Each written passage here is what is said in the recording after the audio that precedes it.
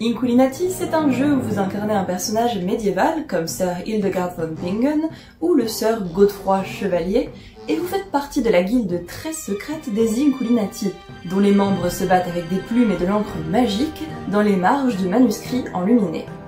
Dans cette vidéo, vous allez découvrir des extraits du jeu Inculinati. En effet, j'ai proposé aux concepteurs de Yaza Games d'illustrer la vidéo avec leur jeu afin de vous en parler gratuitement. Ce n'est donc pas une publicité rémunérée, je le fais parce que j'adore leur concept, que je les suis depuis le début de leurs aventures, et que je me suis dit que si vous aimez l'art et l'histoire, vous ne pouvez qu'être enthousiasmé par leur jeu. Inculinati sortira officiellement en 2021 et vous pouvez dès maintenant télécharger un extrait gratuit du jeu sur Steam. N'oubliez pas aussi de l'ajouter à votre liste de souhaits pour les soutenir. Je mettrai évidemment tous les liens nécessaires en description de la vidéo. Allez, maintenant, place à l'encre. Enfin, vous remarquerez que j'étais pas hors sujet non plus. Si on m'avait demandé il y a quelques années quelle est l'encre la plus vieille du monde, j'aurais mis ma main à couper que c'est l'encre de Chine et qu'elle serait faite à partir de poulpes. Sans doute parce que la Chine est une civilisation millénaire et qu'elle a été bien souvent très en avance sur l'Occident. Et pourtant, l'encre de Chine viendrait d'Inde et aurait été perfectionnée par les Chinois d'après une recette coréenne. D'ailleurs, en anglais, l'encre de Chine se dit India Ink, tout comme en néerlandais, Oostindische Inkt, Oostindische Inkt. De Chine ou d'India, l'encre que vous connaissez n'est pas chinoise. Allez, nous allons essayer de tirer tout ceci au clair et nous parlerons de l'encre de Chine une fois son heure venue. On va tout de suite clarifier le sujet. Ce qui caractérise l'encre par rapport à la peinture, c'est d'être très diluée dans l'eau et pourtant couvrante. Elle est donc opaque, contrairement à l'aquarelle par exemple, et pourtant très liquide, contrairement à la peinture. Les premières encres, peu importe leur origine dans le monde, sont toutes à base de suie, qu'on appelle noir de fumée, et d'eau. L'eau porte les particules de suie dans les interstices du support, qu'il s'agisse de papyrus, de papier, de parchemin, de toile ou même de pierre. Une fois sèche, l'inscription résiste à l'abrasion car les fines particules sont piégées dans la matrice du support. Les encres font presque toujours appel à un troisième ingrédient, une colle ou une résine qui va servir de liant. C'est-à-dire qu'il va faire adhérer les particules noires entre elles, puis au support, même s'il est lisse. Cette technique est connue depuis le Paléolithique. Notez que les peintures rupestres sont à la fois rouges et noires.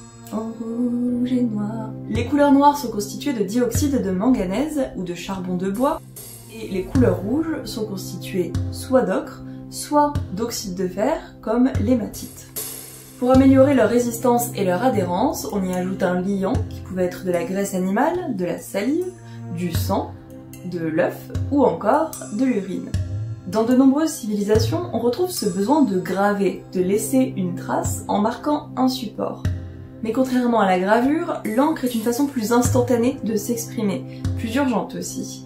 Elle permet de traduire sa pensée ou sa parole directement avec les moyens du bord, là, tout de suite et maintenant. C'est cette capacité d'improvisation qui est la plus intéressante avec l'encre, cette possibilité de la fabriquer à la minute avec une matière de fortune. C'est aussi ce qui fait la force de l'encre, car elle retranscrit l'idée la plus brute possible, contrairement à la peinture ou à la gravure, où il y a un temps d'exécution qui est plus lent, et inévitablement on va forcément s'écarter, voire déformer l'idée originale. L'encre, éternelle un jour, pouvant devenir éphémère le lendemain, va rapidement acquérir un pouvoir aux yeux des hommes. Dans toutes les civilisations, l'encre a d'abord eu un usage rituel, soit pour invoquer sa propre présence, soit pour invoquer une présence autre. À l'opposé du papier journal, qui contient une information provisoirement intéressante et qui peut donc être froissée et jetée une fois le texte hors d'actualité, les premiers supports ancrés ont vocation de talisman.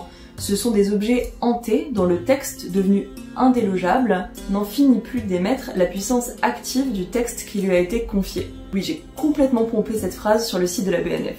Ce pouvoir peut être direct dans le cadre d'ancrage de la peau, comme le tatouage par exemple, ou les peintures corporelles, mais il peut aussi être indirect en portant un objet ancré, comme par exemple cette tunique cambodgienne d'invulnérabilité. Ça vous rappelle rien à vous ? Wow! My body's gone! Attention cependant à bien distinguer l'encre de son support. Encre ne veut pas systématiquement dire papier ou papyrus. Par exemple, en Égypte, on emploie de simples débris de vaisselle, de poterie ou de pierre que l'on va appeler ostraka.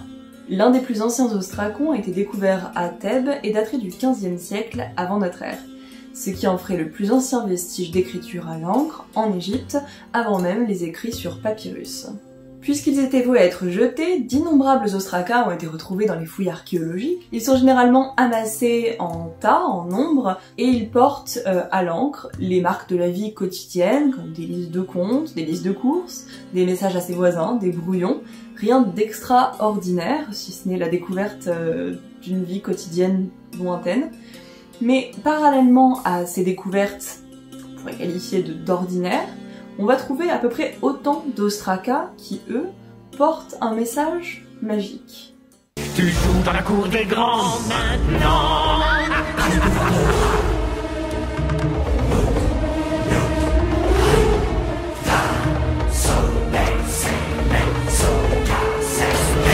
Puisqu'ils sont éphémères, les ostracas ont un rôle important dans les rituels de magie, contrairement à quelque chose de gravé qui est potentiellement plus dangereux, puisque difficilement effaçable. L'ostracon ancré agit à la fois comme prescription et comme remède, puisqu'on lui transmet une malédiction.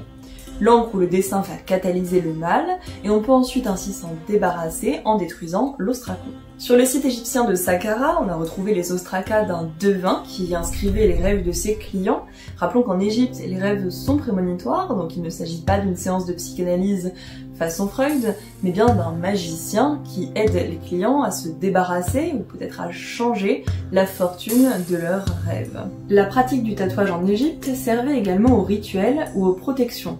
Par exemple, la seule momie tatouée de la vallée des rois est une femme, et on devine que c'est une magicienne puisqu'elle porte de nombreux tatouages, dont des yeux rougeâtres sur le cou, et selon la logique égyptienne, on peut deviner qu'en prononçant des paroles, elles passent par l'encre et deviennent alors magiques. Les premières traces d'encre sur papyrus datent de 3200 avant notre ère en Égypte. L'encre noire servait à écrire le corps du texte, et l'encre rouge faisait ressortir les noms des pharaons et des dieux, mais aussi des mots-clés dans des rituels d'invocation. En Égypte, l'encre est fabriquée selon le classique mélange de suie pour le noir et d'ocre pour le rouge, avec de la gomme arabique, mais parfois aussi de la colle, de l'huile ou du vinaigre. La mixture était mélangée et séchée sous forme de palets, facilement transportables par le scribe. Il n'avait qu'à les réactiver avec de l'eau, puis à tremper la pointe d'un stylet de roseau dans le liquide. L'encre est également abondante dans les civilisations grecques et romaines qui nous ont laissé les premières recettes écrites d'encre. Elle se répand sur les papyrus, les parchemins et les ostracas. Au passage, ostraka vient du grec et signifie huître, puisqu'on votait sur des coquilles d'huîtres que l'on jetait ensuite. Le mot ostraciser, c'est-à-dire mettre au banc de la société, vient aussi de là, puisqu'on officialisait ce rejet en l'inscrivant sur une coquille d'huître que le paria devait porter partout avec lui. Quand l'inscription s'effaçait, il pouvait revenir dans la société. Mais revenons un peu à la magie de l'encre dans ces sociétés. Par exemple, pour ensorceler un ennemi, on inscrivait son nom sur un morceau de papyrus que l'on glissait dans une poupée de terre à son effigie. Le nom a toujours une place particulière dans l'écriture. Il permet en quelque sorte d'officialiser le pacte d'incantation et d'éviter de faire de la magie accidentelle. Après utilisation, il faut bien entendu le jeter, le brûler ou l'enterrer. Le nom écrit à l'encre, bien sûr. Dans tous les cas, il faut l'éliminer après usage, par risque d'accumulation de sortilèges qui pourraient interférer les uns avec les autres. On sait également qu'un propriétaire d'esclaves inscrivait son nom sur ses mains et les empêchait de fuir. Jean-Michel? Bien tenté?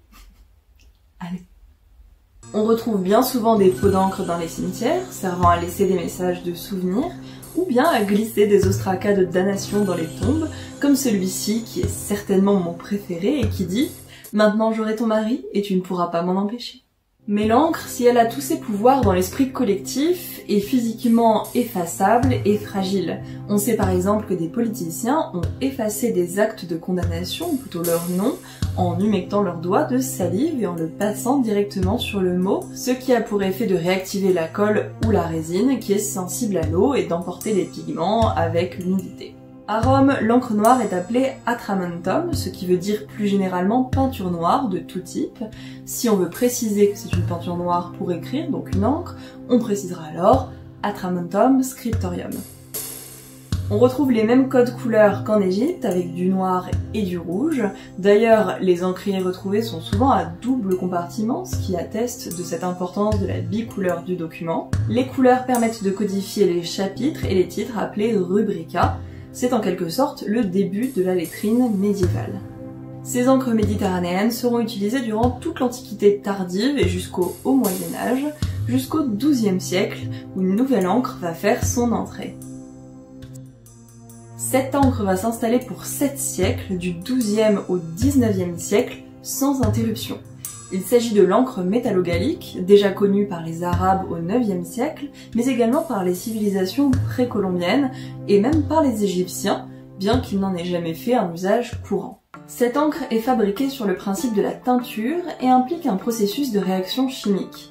La matière première, la noix de Galles, est une excroissance développée par les arbres pour nourrir un parasite, afin que ce dernier ne s'attaque pas à l'arbre directement.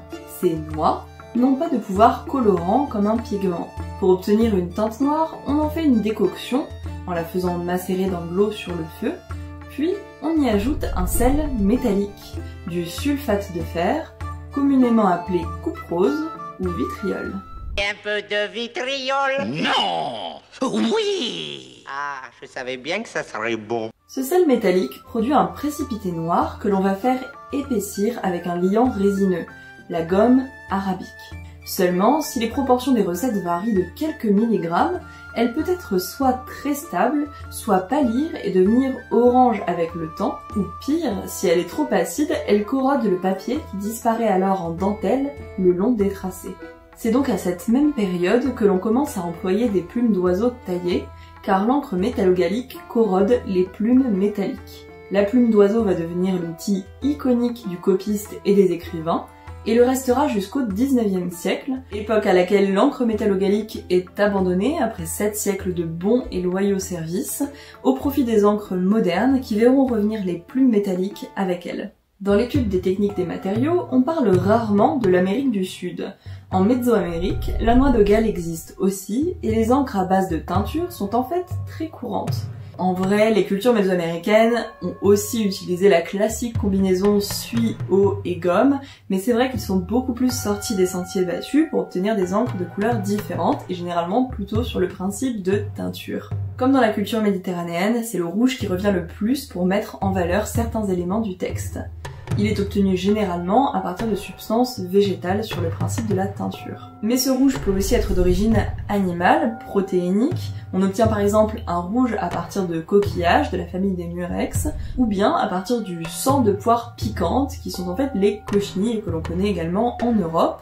Il s'agit de petits insectes qui produisent une couleur rouge quand ils sont écrasés. Et puis, fidèles à eux-mêmes, les Aztèques ont utilisé le sang humain pour dessiner sur des manuscrits dans le cadre rituel, ce qui n'est pas sans rappeler l'usage de l'encre rouge chez les Égyptiens pour invoquer la magie. Revenons d'ailleurs à cette ancienne civilisation, l'Égypte.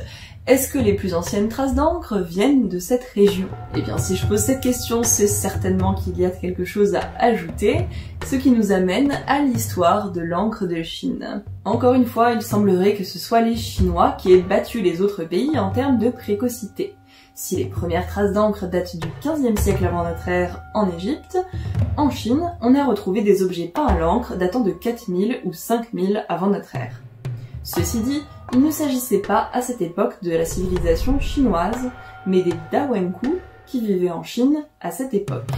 Ils utilisaient une sorte de laque, c'est-à-dire un liquide fait à partir de la résine de bois, qui est rouge sombre, et qu'on appliquait sur la soie avec un bâton en bambou. On ne sait pas trop à quoi elle ressemblait puisqu'il n'en reste pas de vestiges, et la méthode est décrite dans des textes chinois postérieurs.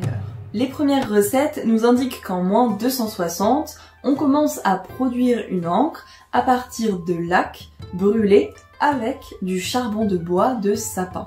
De ce côté du monde, l'ingrédient principal est donc également la suie, mais suie de sapin, c'est-à-dire un bois résineux qui est naturellement collant, auquel on ajoute de la laque, une résine qui va être d'autant plus collante et qui va en plus conférer un aspect brillant à l'encre de Chine. Cette encre remplace rapidement la première encre qui était à base de laque et qui de plus tirait sur le rouge.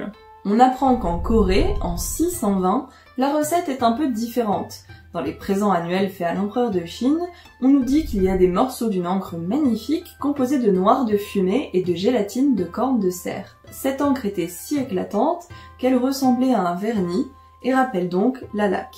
Les Chinois vont l'imiter et cette encre va devenir officiellement l'encre de Chine.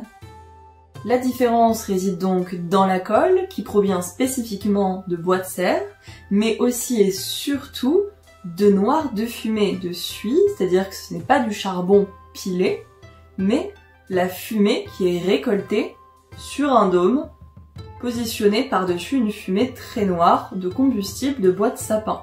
La poudre qui est récupérée sur le dôme est donc beaucoup plus fine et pure que des morceaux de charbon pilés. Les bâtons d'encre portent le nom du fabricant et parfois une devise. Par exemple, on apprend dans les derniers temps de la dynastie des Tang que le plus grand fabricant d'encre de l'histoire de la Chine inscrivait sur ses bâtons un petit message publicitaire qui disait « Après 100 ans, je suis dur comme la pierre et mes traits ressemblent à la laque ». Cette encre de Chine est introduite en Europe dès le Moyen-Âge, peut-être même plus tôt. Elle est parfois utilisée dans des manuscrits européens antérieurs au XIIIe siècle. Cependant, elle n'est pas très répandue, car à cause du liant animal, elle encrasse les plumes d'oie qu'on utilise alors en Occident et qui ne peuvent pas être aussi bien nettoyées que le pinceau traditionnel asiatique. De toute façon, on l'a vu, à la même période en Europe, l'encre métallogallique a fait son entrée et c'est elle qui est la plus répandue. Ce qui nous amène à l'encre de Chine, pas de Chine. Elle n'en a que le nom. Les bouteilles d'encre de Chine, depuis la fin du 19e siècle, sont produites avec des pigments noirs synthétiques et des émulsifiants afin que les particules de pigments ne se déposent pas au fond de la bouteille, mais également des conservateurs et d'autres additifs.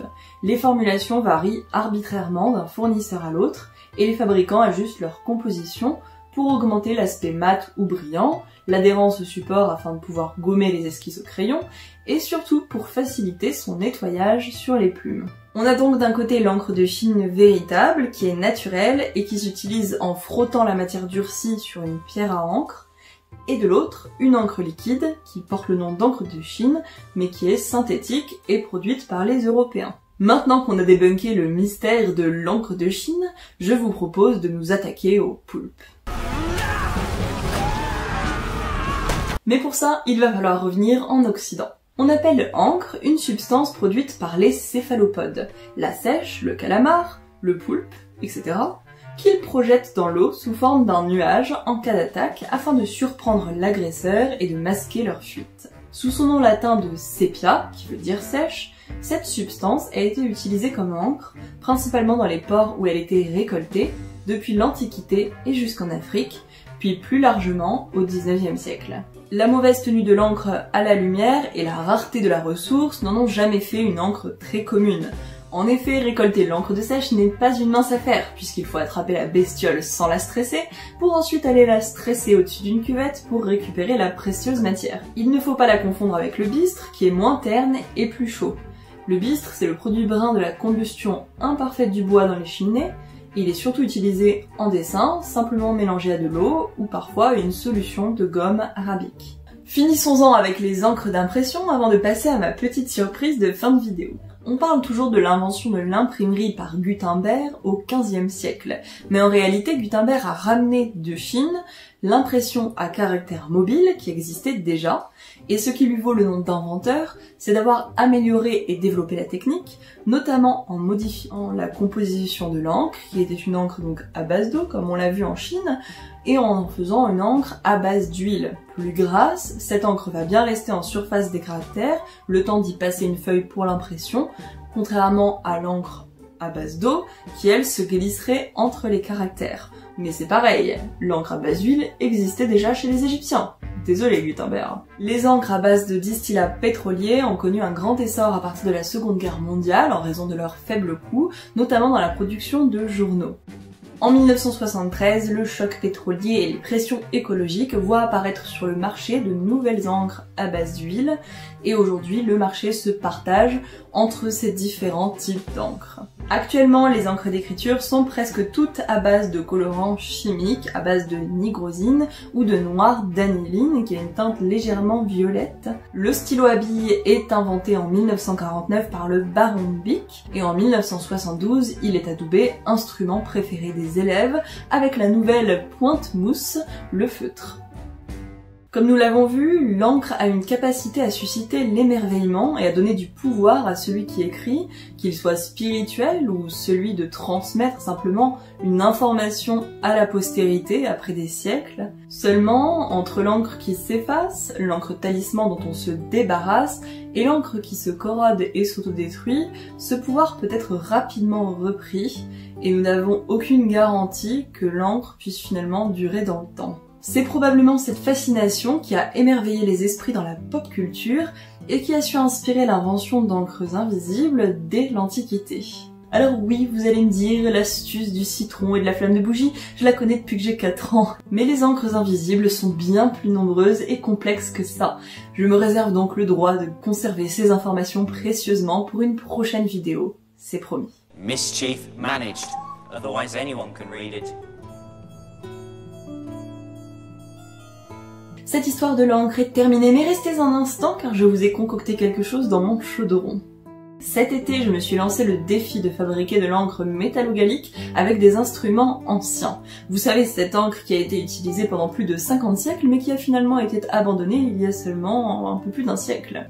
J'en ai fait un coffret d'alchimiste avec tout le nécessaire pour la fabriquer chez vous.